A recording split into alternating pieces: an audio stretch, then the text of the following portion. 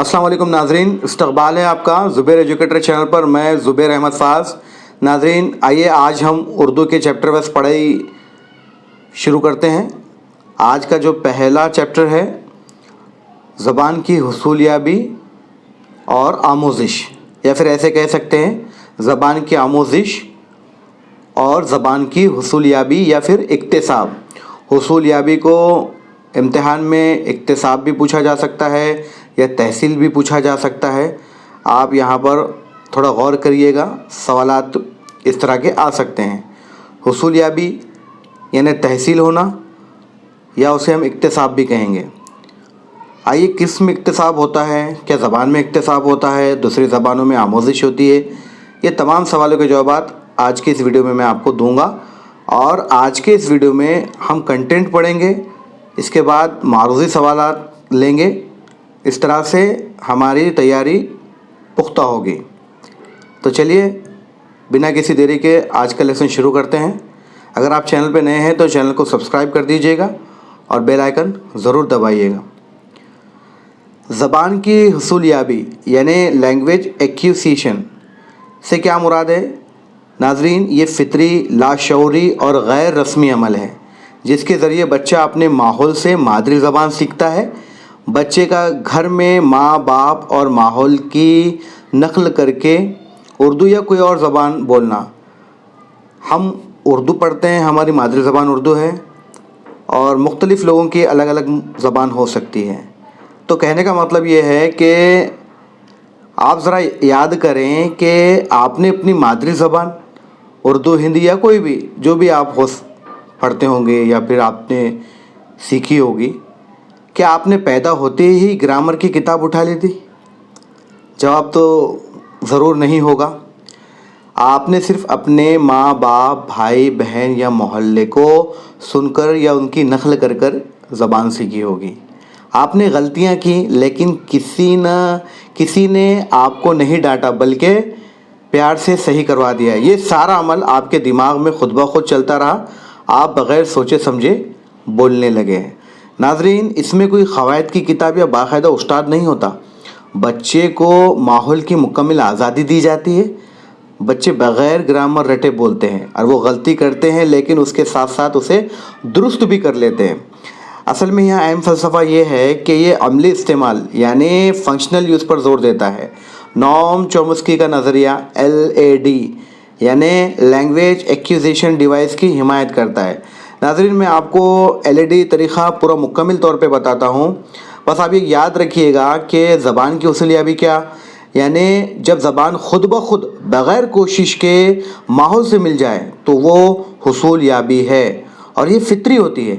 यहाँ पर सिखाने की कोई ज़रूरत नहीं होती है, इंसान खुद ब खुद सीखता है। बस आप एक जहन में रख लीजिए कि ज़बान की हुसूलियाबी यानी लैंग्वेज एक्विजिशन क्या है। इसका मतलब ये है कि ये फ़ितरी अमल है, फ़ितरी होती है और ये खुद ब खुद सीखता है इंसान। जी हाँ, तो देखिए नोम चोम्स्की का जो नज़रिया है हुसूलियाबी का, वो भी इसकी हिमायत करता है। और वो नज़रिया कौन सा है? LAD language acquisition device. आइए मैं आपको उसके बारे में बताऊंगा, लेकिन उससे पहले ये बता दूं कि तदरीस पे इसका क्या असर है। देखिए, एक उस्ताद को सिर्फ क़वायद यानी आमोज़िश पर ज़ोर नहीं देना चाहिए, बल्कि एक ऐसा लिसानी माहौल पैदा करना चाहिए जहां बच्चे आज़ादाना तौर पर बोल सके। नोम चोम्स्की ने अपने LAD का इस्तेमाल करके ये चीज़ बताई है, यानी अमली इस्तेमाल को तरजीह दी है।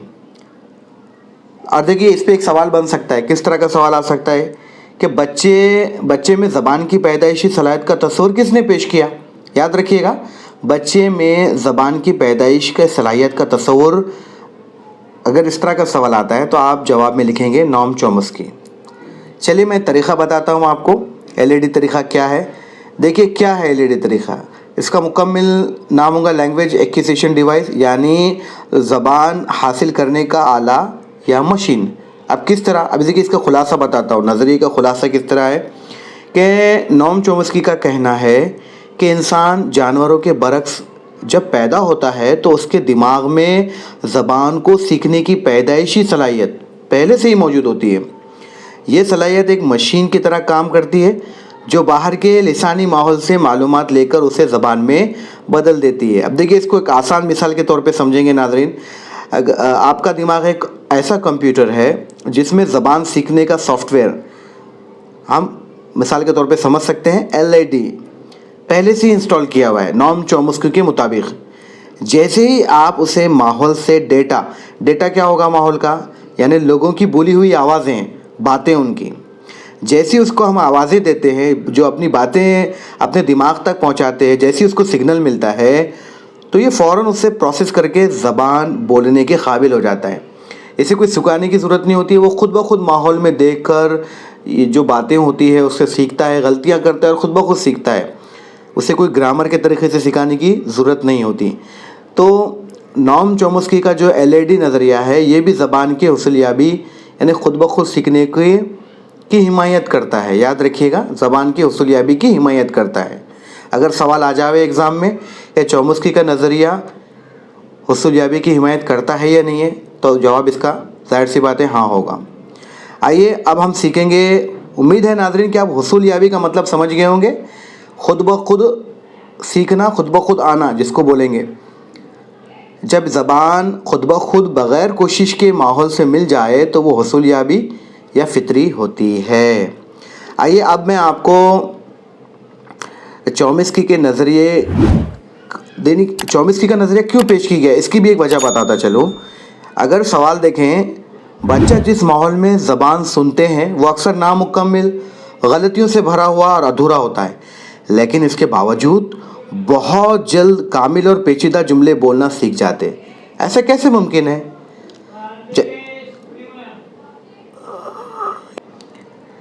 जवाब इस तरह होगा नाज़रीन, ये इसलिए मुमकिन है कि बच्चे सिर्फ सुने हुए माहौल पर भरोसा नहीं करते, बल्कि उनका LAD यानी लैंग्वेज एक्विजिशन डिवाइस खुद ब खुद उन अधूरे जुमलों से सही क़वायद रूल्स निकाल लेता है और नामुकम्मल मुहर्रिक के बावजूद मुकम्मल ज़बान हासिल कर लेता है।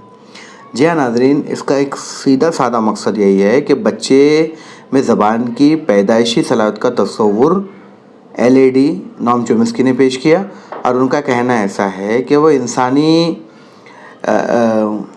यानी वो खुद ब खुद बग़ैर कोशिश के माहौल से सीख लेता है और ये हुसूलियाबी कहलाती है। जी हाँ, अब देखिए ज़बान की आमोज़िश, लैंग्वेज लर्निंग क्या होती है। अब देखिए इसकी तारीफ़ इस तरह बयान करेंगे कि ये एक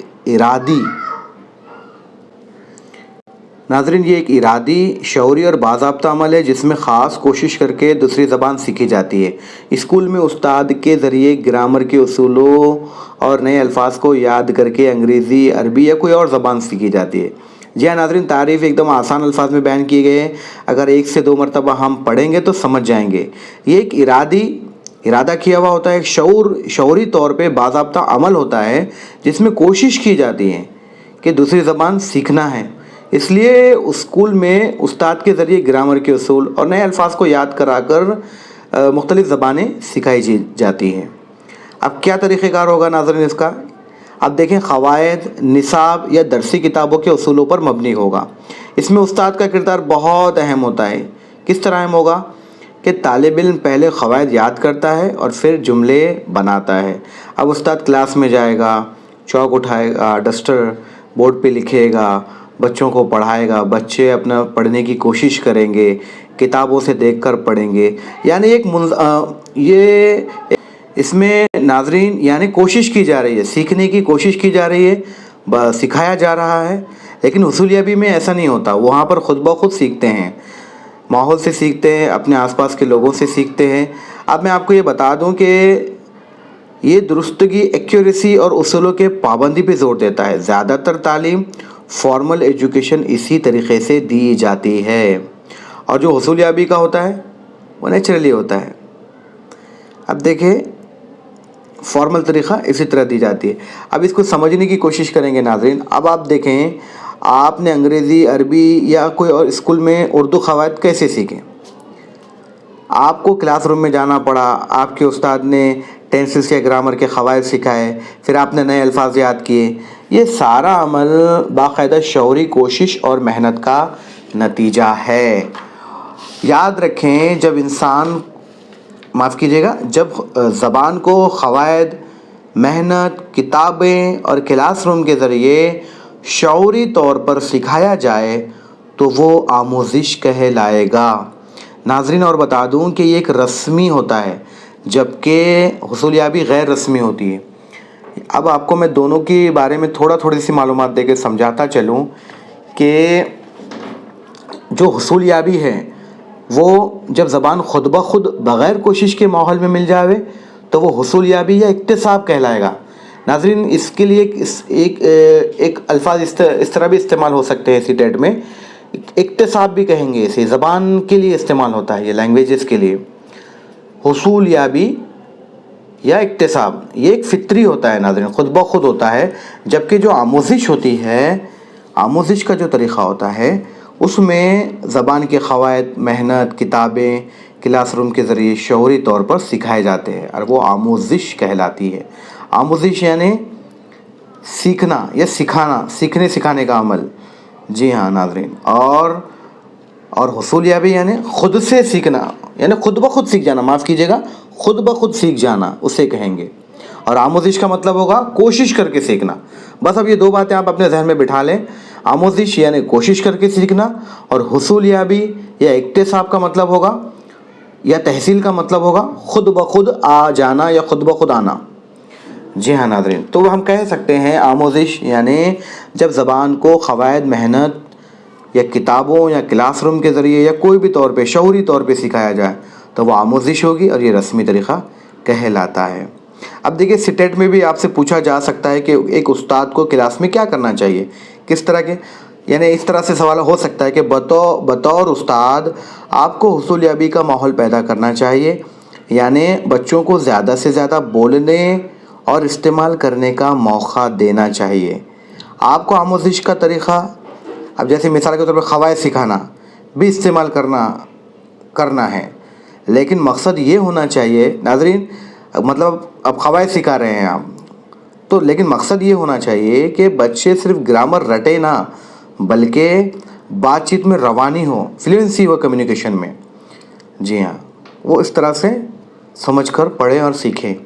تو ہم آسان الفاظ میں اس کو اس طرح کہیں گے کہ بچہ گھر میں زبان ایکوائر کرتا ہے، حاصل کرتا ہے، اور اسکول میں زبان کو باضابطہ طور پر سیکھتا ہے، لرن کرتا ہے۔ جی ہاں ناظرین، امید ہے کہ آپ حصولیابی اور آموزش کا مطلب سمجھ گئے ہوں گے۔ آئیے اسی کو میں ایک جدول کی شکل میں مختصراً بتاتا چلوں۔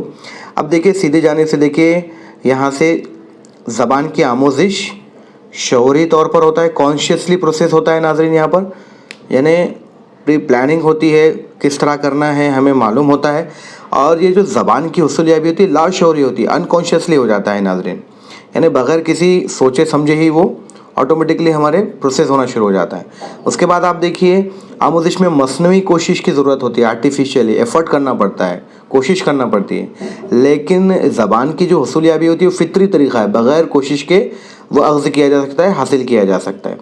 یہ فارمل طریقہ ہوتا ہے، رسمی ماحول میں ہوتا ہے، اور جبکہ زبان کی حصولیابی یہ غیر رسمی ماحول میں ہوتا ہے۔ مقصد کیا ہے ناظرین اس کا؟ یہ زبان کے علاوہ دوسری زبانوں کی مہارت زبان کی آموزش میں کہلائے گی، لیکن حصولیابی جو زبان کی حصولیابی ہے وہ صرف مادری زبان کی مہارت کے لیے ہی استعمال کیا جائے گا۔ اب یہ خاص توجہ دینے والی بات ہے کہ زبان کی آموزش یعنی لرننگ میں جو سیکھنے سکھانے کا عمل ہے اس میں قواعد، رولز اور درستگی یعنی ایکیوریسی پر خاص دھیان دیا جاتا ہے۔ اس کی مثال ہم کہہ سکتے ہیں اسکول میں، کلاس روم میں یا کوئی جگہ پر جو ہم سیکھ رہے ہیں اسے۔ اور زبان کی حصولیابی میں دیکھیں تو یہ غیر رسمی ماحول میں ہوتا ہے، انفارمل ہوتا ہے۔ اس کا مقصد مادری زبان کی مہارت حاصل کرنا ہوگی، اور خاص توجہ والی بات یہ ہے کہ میننگ اور روانی فلوئنسی ہونا چاہیے کمیونیکیشن میں، پر خاص زور دیا جاتا ہے۔ اور یہ گھر میں، بات چیت میں، ماحول میں، ہمارے اطراف میں ایک دوسرے کی نقل کر کے یا خود بخود کوشش، ہمارے باتیں سن کر ہمارے ذہن میں جو نام چومسکی کے مطابق ایلٹ جو طریقہ ہے ان کا کہنا ہے کہ بھئی وہ ایک سافٹ ویئر کے طور پہ کام کرتا ہے ہمارے دماغ میں، اور جیسے ہمیں اسے ڈیٹا ملتا ہے وہ آٹومیٹکلی وہ زبان یعنی جو آوازیں ملتی ہے اس سے وہ کنیکٹ ہو کر وہ بولنے لگ جاتا ہے اور وہ خود بخود ایرر ہوتی ہے اور وہ خود بخود گرامیٹیکل بھی صحیح ہو جاتا ہے. تو یہ گھر میں بات چیت میں ہوتا ہے. ناظرین، آج کے اس ویڈیو میں میں نے آپ کو زبان کی آموزش اور زبان کی حصول یابی کے بارے میں معلومات دی. انشاءاللہ اگلے ویڈیو میں مزید موضوعات کو ہم ڈیفائن کریں گے اور اس کے بعد تمام سبق کے اوپر ہم معروضی سوالات MCQs لیں گے، جس سے آپ کی تیاری پختہ ہو جائے گی. امید کرتا ہوں کہ آج کا لیسن آپ کو سمجھ میں آیا ہوگا. چلیے اپنا خیال رکھیے گا. اگر چینل پہ نئے ہیں تو چینل کو سبسکرائب ضرور کر دیجیے گا. زیادہ سے زیادہ لوگوں تک شیئر کیجیے گا. ملتے ہیں اگلے کسی ویڈیو میں. تب تک کے لیے اپنا خیال رکھیے. اللہ حافظ.